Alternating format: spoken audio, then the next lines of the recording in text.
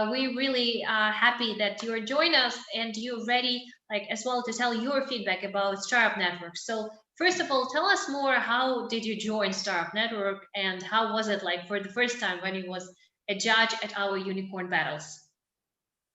Sure.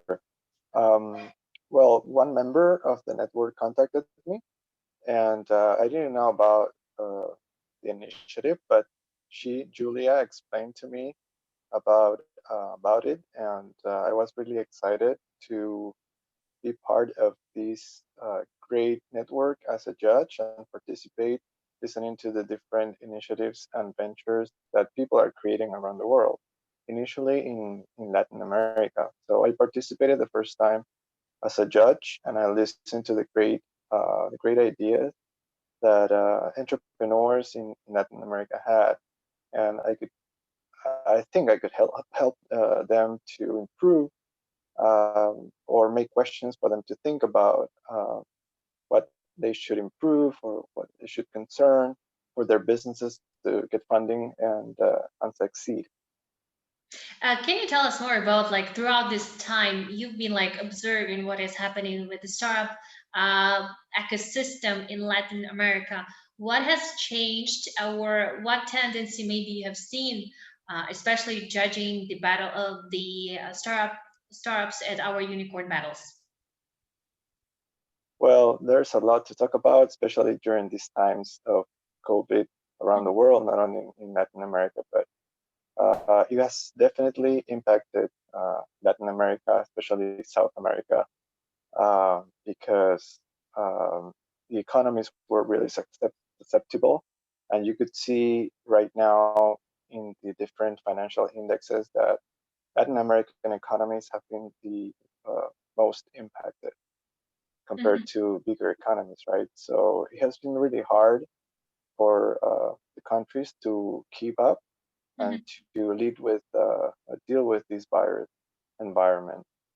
But uh, uh, nevertheless, in this environment, this challenging environment, we could see that there have been a lot of initiatives and companies starting because of two things, right? Necessity, and second, also of innovation, right? There are companies that were functioning and they have to change, they have to be flexible and adapt or reinvent themselves to survive. And on the other hand, you had like people who needed to survive because of necessity, right? Because of human needs, they needed to do something, so they created different interesting ventures to survive. So having these two currents that I've seen in South America, Mhm. and uh, and I've seen also the increase in investment for entrepreneurs. So this is a little bit contradictory compared to other crises where venture capital has gone down. In this crisis, um, Really? we have seen that venture capital has gone up, right? This time? And not Okay. only in South America. Yes, yes. This time, not only in South America and Latin America, but in general in the world, we have seen that the crisis, the markets have punished the bigger and stable companies more than the smallest and new companies. You could see the stock market, how it's behaved. It's really unique and interesting. That's definitely a really interesting tendency actually to observe, and thank you actually for sharing this, because like on this I can hear very very different feedback, very different opinions. So thank you, Miguel. Tell us more. Like judging from, we had also to adapt because usually Startup Network does offline, of course, startup battles, unicorn battles in our case, and this time we had to go online and do all of them online. So how did you in this during this period? How did you enjoy judging startup founders and startups like right now in an online format? Well, it is a new reality for sure. I personally like and enjoy personal interrelationships. So, it is not possible right now. So we just have to adapt and make it as best as possible. So since the beginning, we've been doing that. And I think There are some challenges for sure. There are connection problems sometimes. Sometimes you cannot hear what people are saying, interruptions and whatever, what's not. But on the other hand, we have discovered that he has reduced costs significantly. So we are connected right now. You're in Europe, I'm in South America, and people and the judges and entrepreneurs and everywhere in the world. So that has facilitated connectivity a lot for sure. In my personal point of view, there are some trade-offs for sure, but more positive, I think, from this pandemic. We have adapted and learned how to survive in a new way. And personally as well, I have adapted. I have been able to judge during these events. I've been able to participate, present, and before I've not even considered learning how to present. Looking at the camera, this little circle that I'm looking right now, that is really hard to keep up because it's not an eye. But yeah, for sure, I've totally adapted, and I think it's totally possible to do that. And yes, develop trust, because right now, if before you needed to trust people in order to do this type of investments, and you were looking behaviors in person, now you need to trust even more because you're just looking at a camera and a person behind the camera, right? So how do you invest in something that you're not completely sure about who you're speaking to? So this has created like some challenges, but still, the pressure and the interest of the markets for new capital and more returns have pushed to to for venture capitalists to continue investing and investing even more, as I said before. Understood. Tell us more, like, as you mentioned, like right now you're like careful, at the same time you cannot meet the founder, the startup founder, like in person. You just need to communicate through a camera, through Zoom or whatever the other means of communication, online communications. But throughout the time when you were judging at our events, can you share which the most promising startups you've seen? Maybe if you don't recall the name, you may share what kind of solutions did they provide and in which vertical are they like working? Are they fintechs, health tech startup, AI, etc.?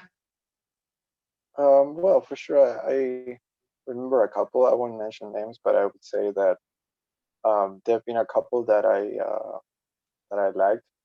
One of them was in the health care sector. Um, they were trying to do some devices for people with different diseases. So, Mhm. and those devices could be attached to your body and help you control those diseases. Are Not they only, invasive or not, these devices? sorry. Are they invasive or not, these devices? Well, I haven't tried. From what I learned, Mhm. they were not invasive. They were not invasive. So I would see they were really small. But for sure, technology advances, and I think with time they could improve that.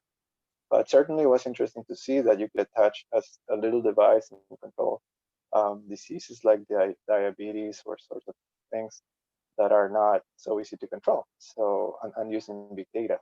That's on one side, right? For sure, that has a lot to develop still, but it was a great idea. Um, on the other hand, I also saw another initiative that I liked about AI for human resources, human development, Mhm. that I think is really important for companies right now. I mean, especially during this pandemic and this new reality, you have to be very careful when you hire someone, right? It is not the same thing. Hiring online is not the same thing that hiring before. Um, and you know that companies have created these new mechanisms to um, help companies to make better decisions and also control better their personnel. Make sure they're working and that they're doing something else. So there are all these sort of things that are improving already. And one of the startups that also I liked was about this. And the presentation was actually today. And I think they were one of the winners. So I was happy to see them on a finalist. I think, by the way, we're right now in the process of preparing to our Unicorn Cup finals. Are you also excited about the finals and what do you expect from it? Well, actually, I'm really excited. I'm really excited about learning from all these startups because it's not only that I help the community, but also I learn from them, right? Because there are so many different initiatives in the world that I don't know about that you get really impressed by all of them. Hmm. So for the final, I mean, I know it's been like a really rough path for all of them. They have put a lot of effort to make it, and for the winners, I mean, I feel really good for them, and I desire them the best. I wish for them the best, and hopefully they can get the funding they need, and they can go to the upgrade to the next step and level, right? I think that the initiative is great for taking them to Silicon Valley and with great people, great environment, and access to bigger capital. I think it's not a something to misappreciate. I think it's something really important and really helpful for everyone. So really excited for the finals and to see what's going to happen, and also creates opportunity for investments for other people that are not part of these networks, right? Because it is all about networking here. And some people think that the best startup is the startup has the best team, or other people think that startup has the best leader or the best capital, or it has already shown results. So it's a mix, right? Hmm. There was an interesting question today in the event about that, and for me, it's about both. I mean, I marked one of them because it was the option, um, but for me, it's about two things, right? Investing, so investing in different things, different assets, financially speaking, and then recovering those investments, right? Recovering those investments as showing results. But in order to show results or to grow a company, you need to keep investing. Otherwise, you're not going to make anything else, and you're going to stay stable or stay that size, or maybe even smaller. So two things very important for me. So I look at those things when I evaluate one startup, right? So Hmm. invested capital in different sorts of way, right? Putting human capital and different things, and also on the return on investment, if they are already having returns on investment, or if they're already having some results of some kind of type, right? So that's my opinion on the whole thing, the whole ecosystem, the event, and the finals. Can you, in that case, tell us what makes you actually want to come back to again be a judge at another battle? I'm curious. Well, I think that being a judge not only helps to make the questions for them to be judged, but I think that it also helps people to learn, right? Because um, sometimes questions are not prepared, right? They're spontaneous, and spontaneous depending upon the different presentations.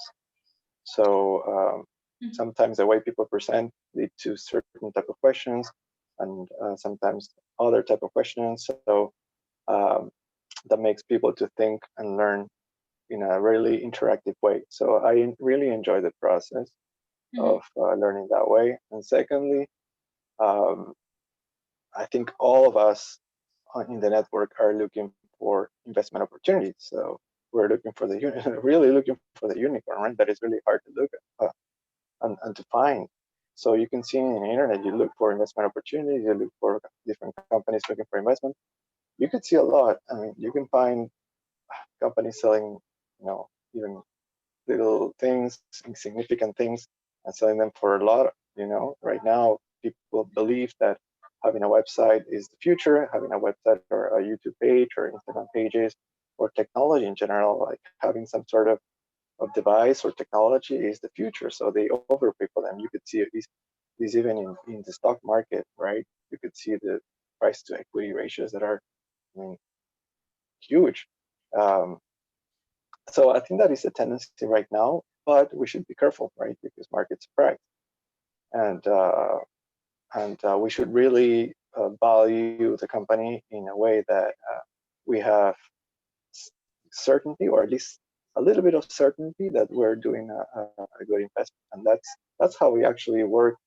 Uh, the company that I found it works and tries to help people with, right? To really value a company in a good way, make sure that it has some value, and they're not overpaying for it.